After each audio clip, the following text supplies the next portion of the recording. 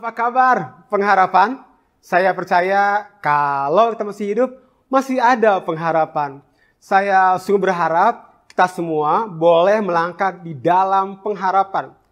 Thank you so much kepada Pastor Juan dan Lucia Mogi dan juga super team yang ada di GBI Gilgal untuk kesempatan yang diberikan pada saya untuk saya sharing hari ini. Hari ini saya rindu kita belajar tentang satu sikap yaitu tenang. Tenang menjadi judul di dalam sharing saya hari ini. Saya lihat kurang lebih 23 bulan ini, 23 bulan yang tidak mudah untuk kita lewati bersama. Kita melihat, kita mendengar, ada kakak rohani, adik rohani, bahkan senior dalam kerohanian, teman kita di SMP, teman kita di SMA, bahkan keluarga dekat kita ada yang meninggal. Ada hari-hari di mana dalam sehari saya mendengar 2-3 pribadi meninggal yang saya kenal baik. Beberapa waktu yang lalu saya menghadiri ibadah penghiburan jam 10 malam melalui Zoom. Kita dengar ada yang perlu plasma, ada yang perlu oksigen, ada yang perlu ruang di rumah sakit. Kita dengar si A kena Omikron, si B kena Omikron. Bahkan sedih kita dengar ada yang meninggal. Sekarang terbaru kita dengar Omikron yang kita dengar katanya penularannya 500 kali lebih cepat. Kita dengar ada yang di PHK, ada yang bisnisnya menurun dan lain sebagainya. Semua yang kita dengar itu tanpa sadar membuat kita begitu khawatir, takut, dan gelisah. Kalau kita khawatir, takut dan gelisah akan membuat kita kehilangan damai sejahtera. Akibatnya kita menjadi tidak tenang. Kita sering mendengar banyak orang yang berbicara, all I want is just some peace. Masalahnya, di mana kita mendapat kedamaian? Damai ini nggak dapat dibeli dan disimpan untuk persiapan kalau nanti kita memerlukannya. Karena itu, sangat menyedihkan bahwa beberapa orang hanya mengenal damai di saat mereka meninggal. Karena itu ada istilah may you rest in peace. Apakah kita perlu meninggal terlebih dahulu untuk kita mendapatkan damai? Apakah damai itu? Kalau kita punya uang banyak, mobil banyak, rumah banyak. Apakah damai itu ketika kita melihat matahari terbenam di pantai? Percayalah, itu bukan damai, but itu liburan. Dan tentunya tidak untuk selamanya kita liburan. Itu sebabnya setiap kali kalau kita mau pulang liburan, kita sering berkata seperti ini. Kita kembali ke dunia nyata. Saya suka sebuah gambaran damai dalam sebuah lukisan yang berjudul Peace in the Midst of the Storm by Jack E. Dawson. Sebuah tempat yang seram karena sedang terjadi badai. Di tengah-tengah ada angin topan, langit yang gelap dengan sambaran petir di mana-mana, sebuah batu karang yang diterjang ombak, langit hitam pekat bahkan terlihat abstrak karena warna yang dipakai hanya warna gelap. Tetapi kalau kita zoom lebih dekat, terdapat satu lubang di tengah-tengah batu karang tersebut. Yang di dalamnya terdapat seekor burung sedang beristirahat dengan tenang. Inilah gambaran damai sejahtera. Tetap tenang sekalipun kondisi di luar sana ada badai. Apakah itu damai?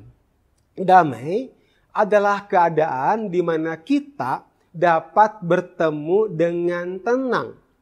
Damai sejahtera bukanlah di mana kita sedang dalam keadaan atau posisi nyaman-nyaman saja tanpa masalah. Itu namanya comfort zone. Ingat, damai berbeda dengan nyaman. Damai sejahtera muncul bukan karena rasa nyaman, tetapi muncul dari rasa aman. Mengetahui Tuhan Yesus yang ada bersama dengan kita, yang adalah sumber damai sejahtera kita, Tuhan Yesus namanya. Mari kita baca firman Tuhan dari Markus 4 ayat yang ke-35 sampai yang ke-41. Angin ribut diredakan. Pada hari itu, waktu hari sudah petang, Yesus berkata kepada mereka, marilah kita bertolak ke seberang. Mereka meninggalkan orang banyak itu, lalu bertolak dan membawa Yesus beserta dengan mereka dalam perahu, di mana Yesus telah duduk dan perahu-perahu lain juga menyertai dia. Lalu mengamuklah taufan yang sangat dahsyat dan ombak menyembur masuk ke dalam perahu sehingga perahu itu mulai penuh dengan air. Petang itu Tuhan Yesus bersama-sama dengan murid-muridnya berada di atas perahu Danau Galilea. Dan dikatakan lalu mengamuklah taufan yang sangat dahsyat. Nah, Danau Galilea bentuknya seperti mangkok, dikelilingi oleh gunung-gunung. Jadi angin itu sulit untuk masuk. Tetapi kalau angin sudah masuk, maka angin akan sulit keluar sehingga angin itu akan berputar-putar mengakibatkan taufan yang sangat dahsyat. Bapak, Ibu, Saudara, kalau hari ini kita berada di dalam perahu kehidupan kita bersama dengan Tuhan Yesus, saya mau katakan itu tidak membuat kita bebas dari masalah yang menekan hidup kita. Mari kita lanjutkan. Pada waktu itu Yesus sedang tidur di buritan di sebuah tilam. Maka murid-muridnya membangunkan dia dan berkata kepadanya, Guru, engkau tidak peduli kalau kita binasa. Tuhan Yesus tidur di tengah taufan angin ribut yang besar. Namanya saja angin ribut, pasti ribut banget dong. Saya percaya Tuhan Yesus pasti punya damai sejahtera karena dapat tidur di tengah angin ribut dan ombak yang besar. Murid-murid Tuhan Yesus adalah nelayan profesional. Mereka terbiasa dengan ombak dan angin ribut. Jadi dari awal mereka tidak membangunkan Tuhan Yesus karena mereka orang-orang yang ahli. Tapi hari itu saya pikir angin ribut yang mereka hadapi saat itu sangat besar. Mereka hampir tenggelam. Kemudian mereka ingat, aha, ada Tuhan Yesus di dalam perahu kita. Murid-murid membangunkan Tuhan Yesus dengan panik. Guru, engkau tidak peduli kalau kami binasa. Murid-murid panik. Dan biasanya orang panik perkataannya sangat mengintimidasi. Engkau tidak peduli kalau kami binasa. Mereka panik, mereka kehilangan damai sejahtera. Dan dalam perahu kehidupan kita, kerap kali kita dapat kehilangan damai sejahtera. When circumstances are uncontrollable. Kita kehilangan damai ketika menghadapi keadaan yang enggak terkendali. Kita perlu sadari sebagian besar kehidupan kita berada di luar kendali kita. Saya masih ingat satu kali saya ada conference di studio 2 ICC di rumahnya Alwin hari itu. Lewat Zoom. Dan waktu saya ke sana, saya kaget. Semua jalan ditutup. Jadi saya harus muter ke sana, ke sini, lewat sana, lewat sini untuk sampai ke rumahnya Alwin hari itu. Dan terlambat untuk conference. Ternyata itu adalah hari penutupan jalan dimulai. Saya mendengar dari satu home leader, ada suami istri yang terus berusaha dengan sabar untuk dapat memiliki seorang anak. Mereka mencoba dengan bayi tabung. Kebayang gak? Bayi tabung yang keempat baru berhasil. Saya dengar ada juga yang kehilangan pekerjaan. Secara gak terduga dan mulai berpikir gimana ya untuk memenuhi kebutuhan keluarganya. Nah, ketika hal-hal ini besar atau kecil terjadi, kita menjadi frustasi dan kehilangan ketenangan pikiran. Kita dapat kehilangan damai sejahtera when people are unchangeable. Kita kehilangan damai ketika menghadapi orang-orang yang tidak berubah hidupnya. Tahun lalu kelakuannya kayak gitu ya masih oke lah. Tahun ini masih kayak gitu juga kelakuannya. Lihat mukanya aja rasanya enak. Saya temukan cara tercepat untuk kehilangan ketenangan adalah mencoba mengubah orang lain. Bagian kita kasih tahu, doakan, tetapi perubahan hidup orang itu sendiri yang harus putuskan. Kita dapat kehilangan damai sejahtera when problems are unexplainable. Kita kehilangan damai ketika menghadapi masalah yang kita nggak dapat mengerti. Nah, saya tuh suka film yang happy ending. Tetapi hidup kita nggak selalu happy ending. Nggak semua hal yang terjadi di dalam hidup kita tahu apa why-nya. Dan karena kita nggak tahu why-nya apa, kita menjadi panik, khawatir, takut, dan gelisah. Kita lanjutkan. Ia pun bangun, menghardik angin itu, dan berkata kepada danau itu, diam, tenanglah.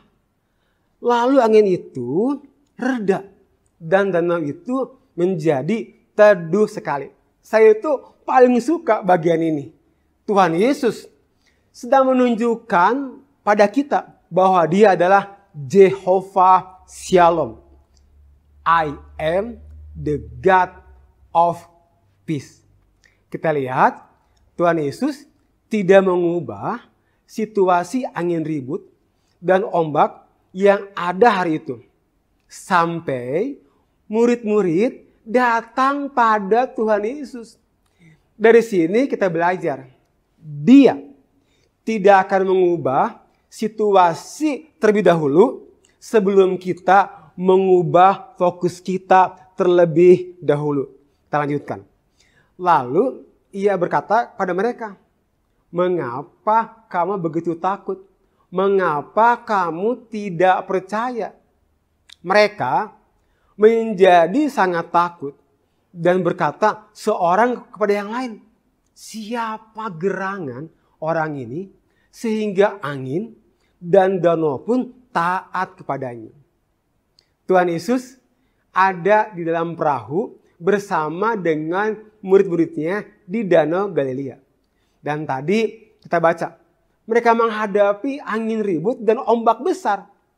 Ketika Tuhan Yesus ada di dalam perahu kehidupan kita, tidak membuat kita bebas dari masalah kehidupan atau bebas dari konflik dalam kehidupan. Bagaimana supaya kita dapat memiliki damai dalam menghadapi masalah, konflik, dan tekanan hidup? Yang pertama, mari kita memilih untuk menerima. Ketika Rasul Paulus ditangkap dan dibawa ke Roma untuk dipenjara, menunggu eksekusi mati oleh Nero, dan selama menunggu eksekusi mati oleh Nero, Rasul Paulus menulis salah satu kitab yang sangat positif dan sangat membangun.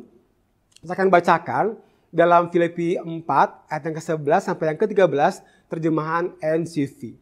Saya telah belajar untuk puas dengan hal-hal yang saya miliki dan dengan semua yang terjadi.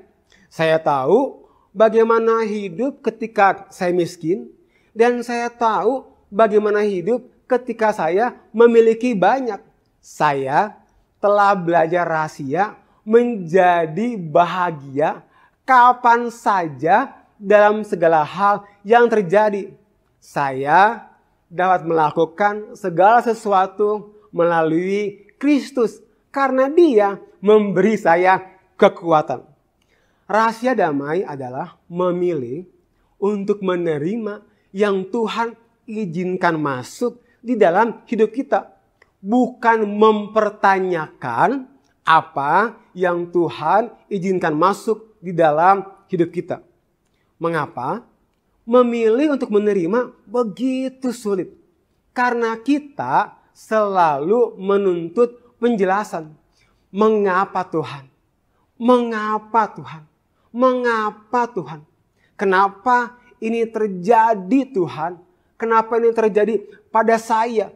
Kenapa ini terjadi pada keluarga saya Tuhan? Sekalipun Tuhan memberikan penjelasan pada kita, kemungkinan kita tidak akan mengerti.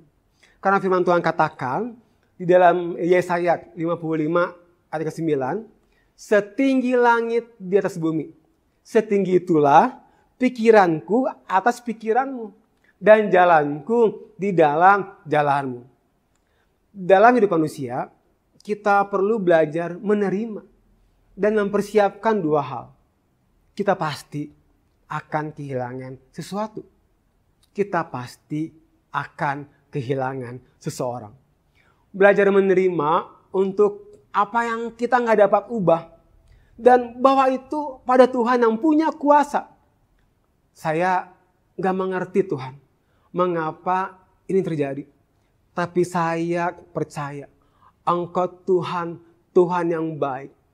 Waktu kita melakukannya, saya percaya damai akan datang buat kita. Bagaimana supaya kita dapat memiliki damai dalam menghadapi masalah, konflik, dan tekanan hidup? Yang kedua, memilih untuk percaya. Hanya orang yang punya damai sejahtera yang dapat tidur di tengah masalah dan tekanan hidup. Cukup lama saya termasuk orang yang sangat susah tidur. Bahkan setelah menikah semakin susah tidur. Bahkan ketika pelayanan semakin bertumbuh, saya semakin susah tidur. Sering banget saya baru dapat tidur jam 3 pagi. Saya sangat susah tidur karena setiap kali saya memejamkan mata, pikiran saya mulai memikirkan banyak hal. Kalau ini gimana ya? Kalau itu gimana ya? Orang itu kenapa ya bersikap seperti itu? Kok orang ini ngerjainnya lama ya? Buat apa lagi ya? Apalagi ya? Apalagi ya? Bikin apa lagi ya? Sampai satu kali saya ada pelayanan ke Amerika dan anak rekan saya, Pastor Ronald, merekomendasikan saya untuk beli obat yang membantu saya untuk tidur lebih cepat. Dan itu berhasil. But ketika obatnya habis, saya kembali ke kebiasaan yang lama. Saya susah tidur. Saya itu tahu, ini kebiasaan yang sangat buruk. Karena akan dapat mengganggu kesehatan saya secara emosi juga secara fisik. Saya sadar betul, setiap kali saya susah tidur, karena saya khawatirkan banyak hal, dan tanpa sadar, saya mencoba untuk mengkontrol segala sesuatu. Saya mencoba menjadi Tuhan. Saya susah tidur karena saya tidak mengandalkan Tuhan. Saya mengandalkan kekuatan saya sendiri. Jadi matanya merem, tapi pikirannya jalan terus. Nah, di dalam Mazmur 103 ayat yang ke-19 dikatakan Tuhan memerintah di sorga. Ia raja yang berkuasa atas segala-galanya. Ketika saya percaya Dia Tuhan yang berkuasa atas segala-galanya, itu mengangkat kekhawatiran saya. Sekarang saya jam 10 atau jam 11 malam saya sudah dapat tidur. Bukan karena saya minum obat, tetapi saya percaya sepenuhnya. Saya mengandalkan Tuhan sepenuhnya. Dan saya percaya nggak ada rencana Tuhan yang gagal. Di dalam Yesaya 26 ayat yang ketiga dikatakan, Tuhan, Engkau memberi damai sejahtera kepada orang yang teguh hatinya. Sebab ia percaya kepadamu, katakan amin. Bapak Ibu Saudara, tetap teguh, percaya pada Tuhan dengan segenap hati di tengah masalah kehidupanmu. Maka Tuhan akan memberimu damai sejahtera. Bagaimana? Supaya kita dapat memiliki damai sejahtera ketika menghadapi masalah, konflik, dan tekanan hidup. Yang ketiga, memilih untuk berserah. Dalam Roma 8 ayat 6 dikatakan, jika pemikiran seseorang dikendalikan oleh dirinya yang berdosa, maka ada kematian. Tetapi jika pemikirannya dikendalikan oleh Roh, maka ada kehidupan dan kedamaian. Jika kita ingin mendapatkan kedamaian, kita perlu berserah penuh pada pimpinan Roh Kudus. Bukti bahwa kita berserah adalah kita taat pada pimpinan Roh. Saya masih ingat dengan jelas di bulan April 2021, beberapa bulan yang lalu, waktu saya nyetir mobil, saya karena hari itu ada meeting, tiba-tiba saya dengar Roh Kudus berbicara di dalam hati saya. Victor, berikan sejumlah uang pada keluarga ini untuk DP rumah. Dan waktu saya pulang, saya ceritakan dong pada istri saya apa yang Roh Kudus taruhkan. Kemudian istri saya yang adalah menteri keuangan saya nanya, uang dari mana saya? Saya katakan, ya juga ya, uang dari mana ya? Dan tiba-tiba kami saling bertatap-tatapan. Ah iya, tanpa berkata-kata kami sama-sama saling tahu apa artinya tatapan itu. Saya ingat 1 minggu sebelum kami pergi ke Bali di bulan Maretnya, ada anak rohani kami datang ke rumah. Dia memberikan ke kita emas batang. Dan you know what? Kami bawa emas itu ke keluarga yang Tuhan taruhkan di hati kami hari itu. Bukan karena kami nggak punya kebutuhan dan keperluan. Tetapi kami mau taat. Waktu kami kasih emasnya, kami pulang ke rumah. Jujurli ya. Ini yang saya rasa. Dan istri saya rasa. Hati ini damai banget. Karena kami mau dikendalikan oleh Roh. Bukti bahwa kita berserah adalah kita taat pada pimpinan Roh. Satu ayat terakhir. Yohanes 14 ayat yang ke-27. Perkataan Tuhan Yesus di atas seperti ini. I am leaving you with a gift. Peace of mind and heart. And the peace I give is the gift the world cannot give. So, don't be troubled or afraid. Saya meninggalkan kamu dengan hadiah, ketenangan, pikiran, dan hati. Bapak Ibu Saudara, mungkin hari ini kita sedang menghadapi keadaan yang enggak terkendali di keluarga kita, di bisnis kita, atau di tempat kerja kita, atau mungkin juga di pelayanan kita. Mungkin hari ini kita sedang menghadapi orang-orang yang gak berubah hidupnya. Maaf, mungkin itu suamimu, istrimu, atau anak-anakmu, atau mungkin juga seseorang di tempat kerjamu yang kalau lihat mukanya jadi enak. But selama kita belajar memilih untuk menerima, memilih untuk percaya, dan memilih untuk berserah, kita akan tetap tinggal di dalam damai. Sehingga kita akan memiliki sikap yang tenang. Tuhan Yesus katakan, I am leaving you with a gift. Peace of mind and heart. Bapak Ibu Saudara, Dia adalah Jehovah Shalom. I am the God of peace. Semakin kita dekat dengan Tuhan, semakin kita akan mengalami kedamaian. Amin. Tuhan Yesus memberkati.